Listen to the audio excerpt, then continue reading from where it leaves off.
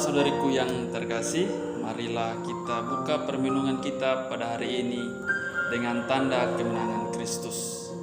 Dalam nama Bapa dan Putra dan Roh Kudus. Amin.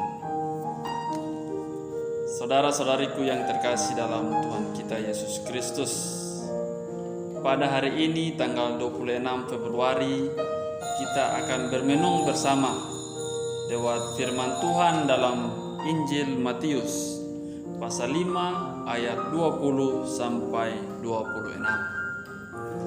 Saudara-saudariku yang terkasih dalam Tuhan kita Yesus Kristus, perbedaan pendapat dalam hidup sehari-hari adalah hal yang biasa.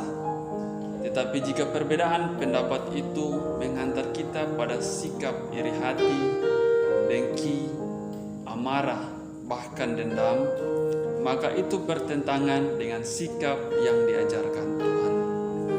Dalam bacaan Injil, Yesus mengingatkan bahwa sikap marah terhadap sesama lebih kejam daripada pembunuhan. Apalagi marah yang berlebihan sehingga menimbulkan dendam. Semakin banyak kita punya perasaan dendam kepada orang lain, maka semakin banyak pula beban yang ada dalam hati kita.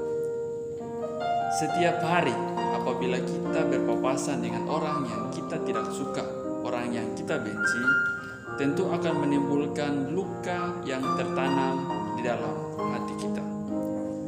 Lewat bacaan Injil, Tuhan mengajak kita semua untuk berdamai dengan orang lain. Apa gunanya kita ke gereja dengan perasaan dendam? Bahkan rasa benci terhadap sesama juga dibawakan di dalam gereja. Kita seringkali berdoa untuk orang yang kita benci. Kalau boleh Tuhan, kutuk dia. Pertanyaannya adalah, apakah Tuhan menjawab doa yang seperti itu? Apakah Tuhan akan mengutuki dia? Ataukah justru sebaliknya, Tuhan akan memberkatinya? Ketika kita melihat bahwa tidak ada tanda-tanda kutukan di dalam kehidupan orang itu, maka hati kita akan terluka. Tetapi kalau kita berusaha untuk berdamai dengan dia, maka kehidupan kita akan tentram. Kita akan hidup bahagia tanpa ada perasaan sakit hati. Saudara-saudariku yang terkasih dalam Tuhan kita Yesus Kristus, jangan datang ke gereja dengan hati yang kotor, yang penuh dengan perasaan dendam. Pada masa Prapaskah ini, kita diajak untuk berdamai dengan diri kita sendiri dan berdamai dengan orang lain. Kita diajak untuk menjadi pribadi yang lebih baik. Kita diajak untuk menjadi pribadi yang mudah memaafkan dan mudah melupakan kesalahan orang. Seburuk apapun seseorang, tetapi kalau ia mampu mengatakan maaf dan memaafkan orang, maka ia lebih baik daripada orang yang selalu rajin berdoa tetapi banyak membenci dan punya perasaan dendam terhadap sesama. Dalam bacaan pertama pada hari ini ditegaskan bahwa ketika seorang dikenal baik tetapi pada akhirnya berubah menjadi jahat hingga akhir hidupnya, maka yang dibawa kepada Allah adalah kejahatannya.